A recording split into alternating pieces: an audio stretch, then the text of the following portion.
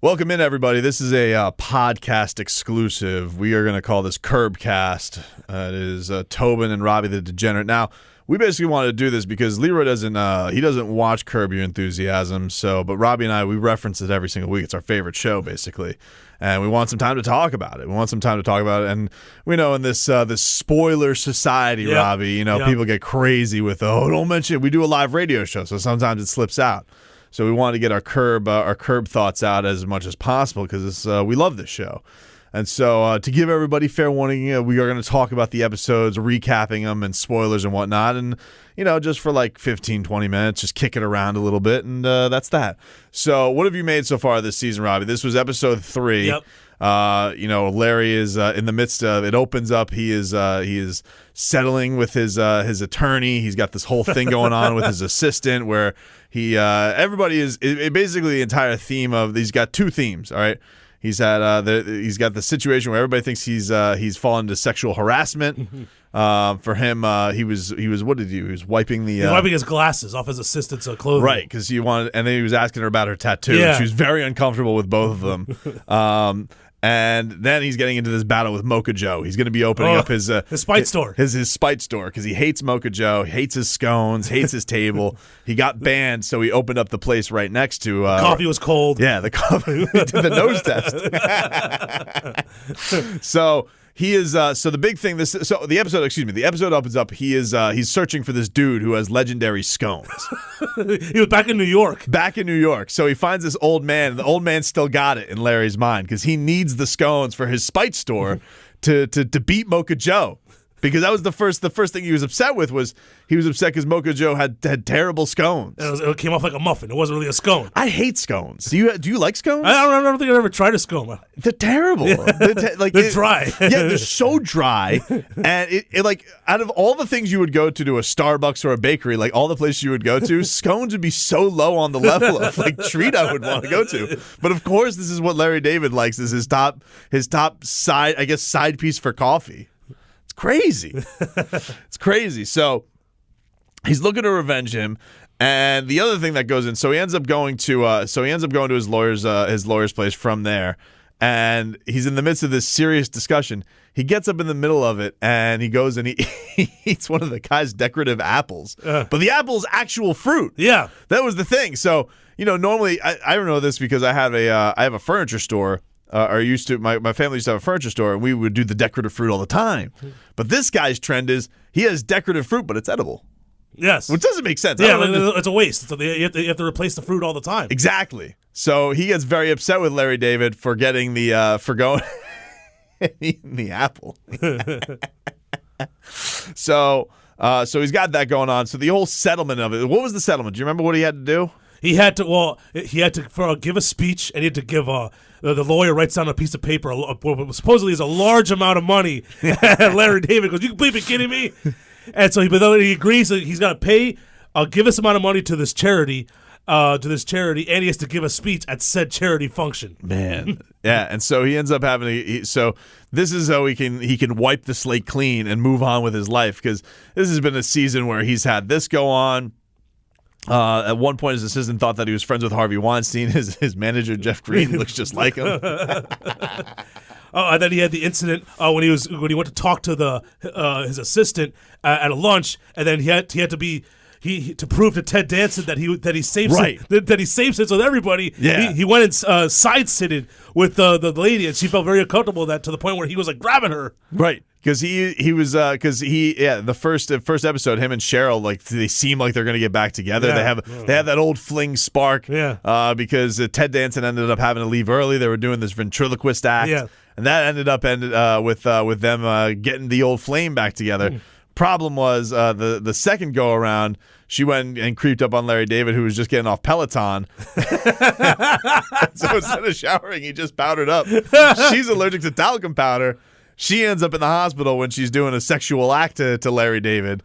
and so he has to end up hauling ass out of there. Because Ted Danson is about to go into Ted the Danson's hospital. about to go. Yeah, he's about to come back and go to the hospital. Right. And so what was the thing with Ted Danson this upcoming episode? He's now he's he's Robert E. Lee. He's acting. He's in his next movie. He's Robert E. Lee. So he's gonna be all over the place in Larry David's face. Yeah, when Larry's at the movies, he beat up a Ted Danson poster thing. How about the funny part where they're how come they're not just acknowledging that Funkhauser is gone? Well, now they say he's in China. He's in China. Yeah. Like, they're not going to come to terms with him. He's just never gonna pass like the great Dave Einstein has passed. Like it's gonna, or Bob Einstein, excuse me. It's never gonna get to a point where they actually acknowledge his death. He's just gonna always be gone. I'm sure something's gonna be happening like when he gets back from China. Like I'm sure that's still that death story still to come because I think both of Funkhauser's parents died in the and like he had like this nephew kid, this baseball player who died because like he hit Larry David's table and messed up his arm, and then eventually he was, and then Larry David hooked him up with a hooker, right? And then that kid ended up dying, but Funkhauser, who's actually dead, they're not gonna announce it on the show. He's in China. He's just in China, just off doing his Funkhauser thing. So yeah, that was. And his son is his daughter is transitioning to be a man. It's crazy, man. This has been a wild season, but it's good. Like that's the one thing that I love about it is it always comes back. He's got like a time to Larry David has a time to refresh, kind of scope what's going on in the world, and just come out and just attack it with the most just outrageous way that you can. That's what's so great about it. It's amazing. He's basically made this whole season is basically been making fun of the Me Too movement. Toward like the end of the way this past episode ends is when he's in the elevator with his assistant and he wants her to try the scone. Yeah, and it ends up being like you said super dry. It's terrible. And so and he won't do anything to her to help her get the hot. This actually happened to me. My wife was eating. I grilled some chicken last night and she was like choking on. She was. And I'm like, I think she's okay, because my wife and my kid got home. My wife and my kid got home late from the gym, so they were eating afterwards, and so I could tell it wasn't a danger choke. It was just went down the wrong pipe. And she goes, "Weren't you gonna get up and check on me?" I'm like, "Nah, I feel like I got the pulse of what a dangerous situation is. I knew it wasn't a deadly cough. I felt like you were okay."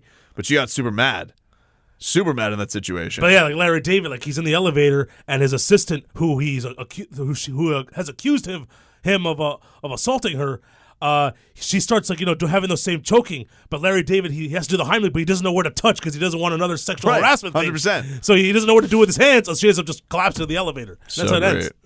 So great. And how about the fact that what did they ask him? They asked him to do a doodle for it. Yeah. Oh my God. And he by the way, he's giving this charity like a lot of money. We don't know how much, but we know it's a lot of money. And they asked him to do a doodle, and they specifically told him like, no big deal. He's like, no big deal. It doesn't have to be good. It's just the fact that you're doing it is fine. And he does a doodle, and everyone says it's terrible. Yeah, this is the effort you put into it. And she goes, "Well, how much did you put your effort in?" And she goes, "Oh, like good 30 minutes. 30 minutes is a full-time drawing." Yeah. I mean, that's not a doodle. That's not a doodle. A doodle is like whatever. Like it's one of those things where you're passing the time. If I'm bored where I'm big on doodling. Meetings here at the building. Oh man, I'll have a bunch of 3D shapes those are doodles. Yeah. But once you get to 30 minutes, that's artwork. I feel like songs have been written in 30 minutes. That's art, man. That's too much. Yeah, and then they crumble up his doodle and throw it in the garbage. Yeah. They can't sell that. Let's see what the other thing was. The big thing was he was also asked if so him and Richard Lewis had this big battle. Oh, who's gonna pay? Who's gonna pay? And so they had this restaurant. What is the name of the restaurant? Do you know what it was? It's a Spanish restaurant. It's a Spanish restaurant. Have a very they had the very Spanish accent where they're doing the lisp almost. Yeah. So like so what ends up happening so these guys end up battling for who's going to pay, and their go-to waiter, his aunt died.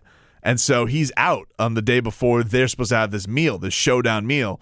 So it ends up that they go to the funeral home where the memorial is taking place, and they're trying to give him the credit card. The credit card, so they can get beat for the pay, so they can beat the other to the punch on the payment. They end up fighting under the coffin. Like it was when Larry David showed up. I thought he was going to be the only one to show up, but Richard Lewis also walks right behind him. He had the same plan. He had the same plan. I guess this is why they are best friends. I don't know. So it ends up happening. So they end up at the restaurant the next day. Richard Lewis ends up the one who gets to pay. Yeah, and there was a different waiter there because the other guy. Right. Yeah, and it was the eggs. The eggs came without toast, and how could you have eggs without toast? 100%. and then Larry David's ends up with suspicious charges. All of a sudden, the guy goes, "Oh, they just look very similar," which is like, come on. It's like paella. You know whose credit card that was the entire time. So that was great, and then. We get to the scene where Leon ends up Leon and him are Leon's still living with Larry David for some reason. He ends up having they're talking in the kitchen, and Larry David has the artificial fruit out. The display fruit. His is artificial though, so Leon ends up biting into this chip tooth. Yeah, chip tooth. He starts talking like that. And so where did it happen that Larry David ended up with the chip tooth? Because then he went to the lawyer's office. He went back to the lawyer, and the lawyer replaced it, took his advice. And the lawyer actually like, hey, Larry, have some fruit. Like he encouraged him to have some fruit, and like. It's like, oh, I'm so proud of you, man. You really changed your way. Because before, when he had the real fruit, the lawyer was mad that Larry David went in and took some of his real fruit. Right, and this lawyer's been a real bastard because the lawyer won't let him use the bathroom. Yeah, he won't let him use the bathroom. He could have thrown garbage away in the trash can. Right. Oh yeah. So he's like, oh no. Yeah. Whose house did they go to? They went to the cousins, right? The cousin's house. Yeah. The cousin's house, and his wife got upset because he actually threw out the trash in what is just a display garbage can. You go, no. You throw out in the pantry, which is something I've never heard of. Yeah. I've never heard of such a thing. Why have a garbage pantry can? Garbage. That's ridiculous. Although I tell you what, my in-laws have one of those dumbass receptacles that's like right in the kitchen. Mm-hmm. You can't fit anything in there. It's like I don't know what the point of this is because it's so slender. I just don't understand. I don't know why anybody would have a garbage can that is incapable of. I like a good tall plastic garbage can.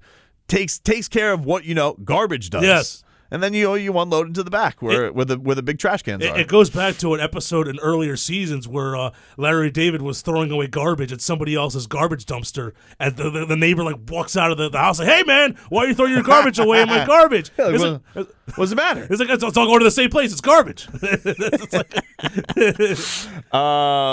Yeah, so we got that. So the lawyer got the fake fruit. The lawyer got the fake tooth. fruit. Oh, so then he ends up going to the restaurant when he gets the chip tooth and starts complaining, but he sounds like now he's making fun of their accent. Yeah, they all go. Yeah. He's got the lisp. Yeah, because then Jeff Green, the manager, he got accidentally elbowed by Larry David way back when Larry David was beating up the Ted Danson poster, and and then he bites his tongue, so he's sounding weird too. So the three of them, Leon, Jeff Green, and Larry David, they all go to the funeral home because they're trying to track down.